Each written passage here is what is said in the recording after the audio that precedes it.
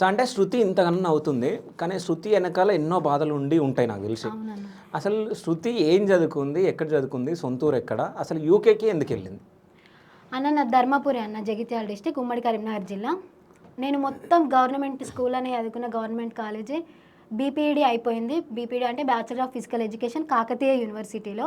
Okay. So అదే next year నేను ఎంపీడీకి కూడా రాసిన, 120 ర్యాంక్ వచ్చింది నాకు. అండ్ అందులో అంటే ఓయూలో కూడా సీట్ వచ్చేది, కానీ కేయూలో ఎందుకు పెట్టుకున్నా అంటే నాకు అక్కడ ఆల్రెడీ ఆ వాతావరణం అంతా తెలుసు, మా సార్లు తెలుసు, ఆ కాలేజ్ అయితే నాకు కంఫర్ట్ ఉంటుందని మళ్ళీ అక్కడే పెట్టుకుని జాయిన్ అయినా.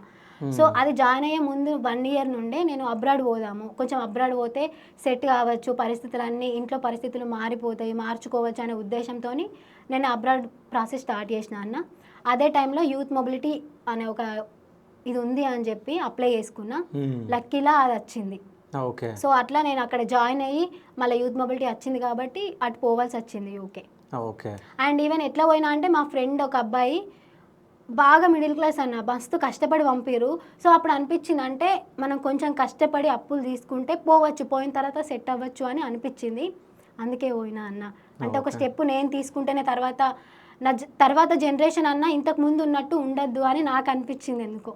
యూకే సారీ కాకతీయ యూనివర్సిటీ పోయిన తర్వాతనే నాకు లైఫ్ అంటే ఏంది, మన లైఫ్లో ఎట్లుండాలి, ఎట్లుంటే ఎట్లా మనకు రెస్పెక్ట్ ఇస్తారు అని అర్థమైంది అన్న.